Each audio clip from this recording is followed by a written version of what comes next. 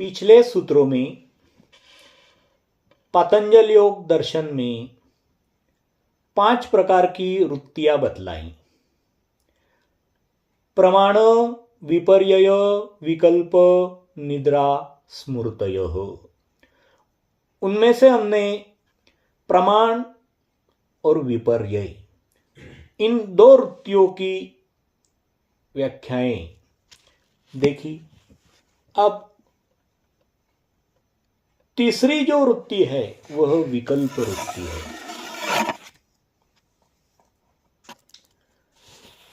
अब विकल्प वृत्ति का लक्षण बतलाते हैं। शब्द ज्ञानानुपाती वस्तु शून्यो विकल्पः। शब्द ज्ञानानुपाती वस्तु शून्यो विकल्पः। शब्द ज्ञान अनुपाती, शब्द ज्ञान का अनुपात है, यानी जिस ज्ञान में, जिस जानने में शब्द के अनुषंगिक ज्ञान के साथ साथ शब्द के अनुपात से, यानी शब्द के अनु यानी पीछे से होने वाला पात यानी अर्थपात, उस शब्द के अभिप्रेत अर्थ का जो अनुपात है यानी अवबोध है, उसके साथ साथ होने वाला लेकिन वस्तु शून्य, परंतु वह वस्तु शून्य है, वास्तविकता से शून्य है। शब्दों का भड़ीमार दिया जा रहा है, शब्दों का ही प्रहार किया जा रहा है, शब्द ही शब्द बतलाए जा रहे हैं, शब्दों के द्वारा वस्तु स्थिति बदलाने की कोशिश की तो जा रही है, लेकिन वस्तु स्थिति है नहीं, वस्तु शून्य है, वास्तविकता से विरहित है। वह विकल्पः, वह विकल्प है, यानी वह विकल्प वृत्ति है। इस तरह की वृत्ति जब अंतःकरण में पकड़ ली जाती है कि सिर्फ शब्द के ज्ञान का अनुपात रहता है लेकिन वास्तविकता से शून्य रहता है, वास्तविकता का अभाव रहता है, वह विकल्प है, यानी विपरीत कल्पनाएं हैं।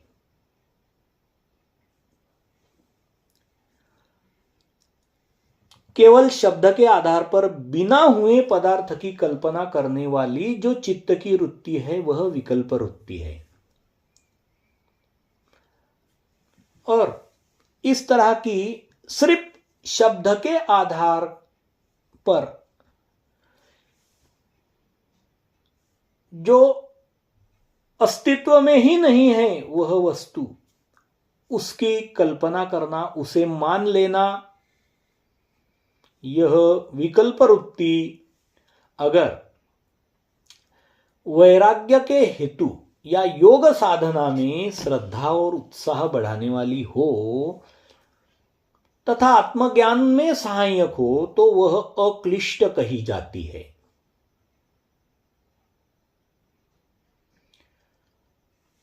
यानी जिस तरह से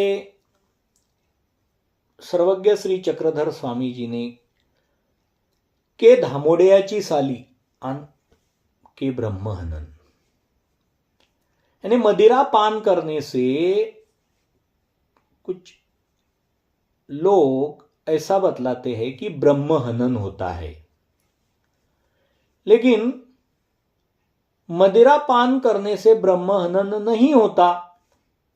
फिर भी मदिरा पान अगर की जाए तो ब्रह्महनन का पाप लग जाएगा। इस डर से, इस भय से अगर उससे व्यक्ति उपराम पाता है तो वह वैराग्य के वृद्धि में हेतु हो जाती है।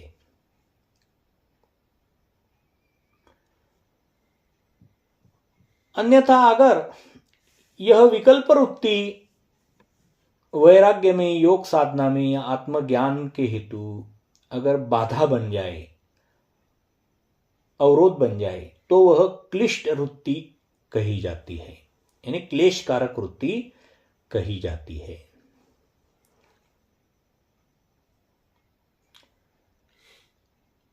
परधर्म के अनुसार ब्रह्म विद्या प्रमाण जनित वृत्ति से होने वाले विशुद्ध संकल्पों के सिवाय सुनी सुनाई बातों के आधार पर, यानी सोक्ति शास्त्रोक्ति लोकोक्ति के मतानुसार जीवात्मा जो नाना प्रकार के व्यर्थ संकल्प करता रहता है, उन सबको विकल्प वृत्ति के ही अंतर्गत समझना चाहिए।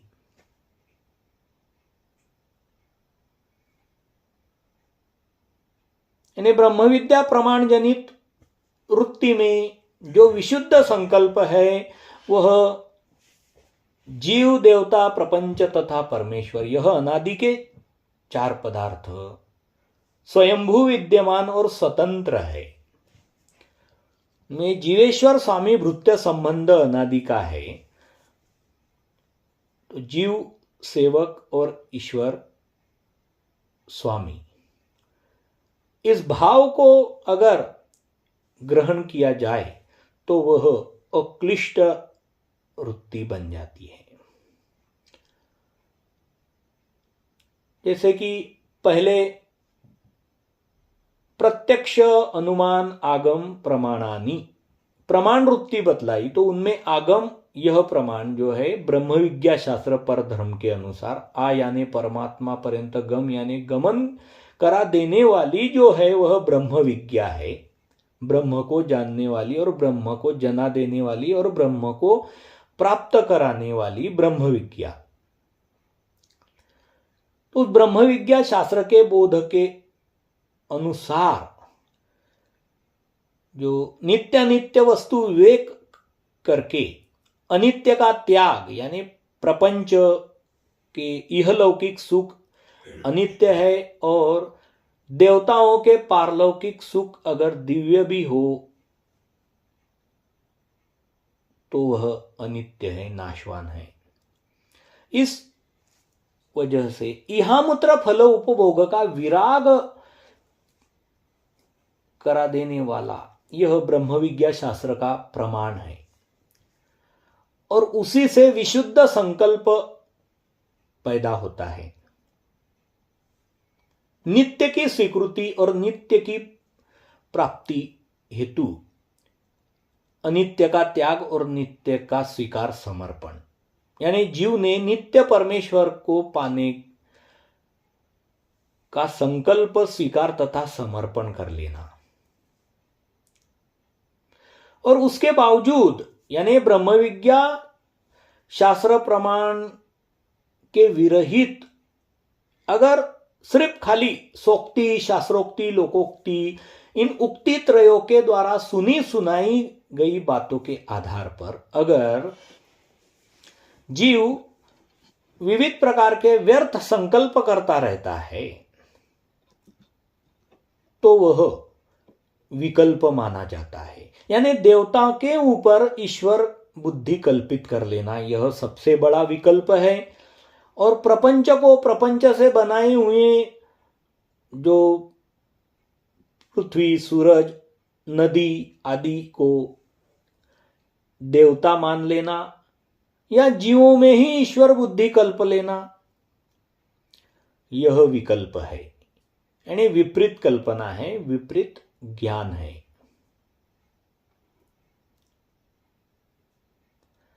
अब पिछले सूत्र में विपर्य वृत्ति बतलाई और इस सूत्र में विकल्प वृत्ति बतलाई। दोनों में भेद यह है कि विपर्य वृत्ति में जो पहले से ही विद्यमान वस्तु है उसके स्वरूप का विपरीत ज्ञान होता है, यानी जो पहले से ही विद्यमान वस्तु है उसके स्वरूप का यथार्थ ज्ञान नहीं होता, विपरीत ज्ञान होता है।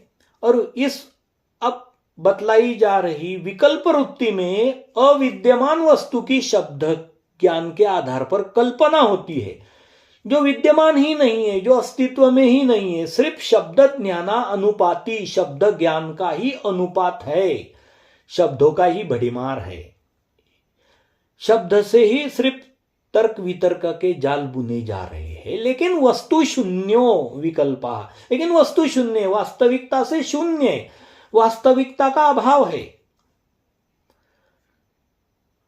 वह विकल्प वृत्ति है। यह विपर्यय और विकल्प दोनों वृत्तियों में भेद कहा गया है।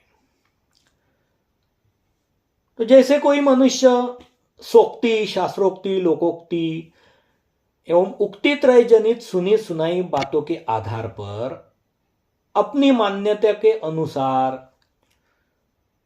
परमात्मा का रूप कल्पित करने लग जाता है। जैसे कि लोकोक्ति, शास्त्रोक्ति में कोई बतलाते हैं कि ब्रह्मांडों के परे गोलोक धाम है, वहां पर भगवान श्री कृष्ण अपने राधा रानी के साथ नित्य वृंदावन धाम में क्रीड़ा करते हैं। तो वास्तविकता से शून्य है, वहां पर तो कुछ भी नहीं है, लेकिन शब्दों का भड़ीमार है, उसका ही विवेचन किया जा रहा है, उसकी व्याख्याएं बुनी जा रही है। या कोई सातवें आसमान पर नूर का गोला है, या कोई कहते हैं कि प्रकाशमय ज्योति ब्रह्मांडों के परे, उसके किरण सभी जगह फैले हुए हैं। तो ऐसे शब्द ज्ञानानुपाती, शब्द के ज्ञान का अनुपात बतलाते। कोई कहता है कि शैतान कोई कहां पर बैठा हुआ है, कोई बोलता है कि आकाश में परमात्मा बैठा हुआ है, बादलों के पीछे छुपा है, एक हाथ से पाप का फल देता है, एक हाथ से पुण्य का फल देता है। या अपने मन गढ़ंत स्वर्ग की कल्पनाएं रचाई जाती है। ऐसे नानाविध प्रकार के विकल्प सोक्ति, शास्त्रोक्ति, लोकोक्ति के जरिए पेश किए जाते हैं। लेकिन फिर भी अगर उस आधार पर कोई सत्कर्म करता है, उनको देवता मानकर या परमात्मा मानकर भजने लग जाता है, उनका ध्यान करने लग जाता है, तो वह अगर कल्पना मात्र भी हो तो भी वह विकल्प वृत्ति मनुष्य को योग साधना में पूरक होने से अक्लिष्ट कही जाती है। लेकिन फिर भी उससे साधना काल में क्लेश हरण होते हैं, शाश्वत रूप से वह क्लेश हरण करने वाली नहीं रहती। और इसके बावजूद जो दूसरी भोगों में प्रवृत्त करने वाली विकल्प वृत्तियां होती है, जिससे कि नाना प्रकार के सकाम कर्मकांडात्मक विधि के अनुसंधान बतलाए होने से उनको ही अनुसरण करना और उनके लिए नानाविध प्रकार की साधनाएं बतलाना, वह तामसी साधनाएं बतलाना, वह विकल्प वृत्ति जो है वह क्लिष्ट विकल्प वृत्ति है।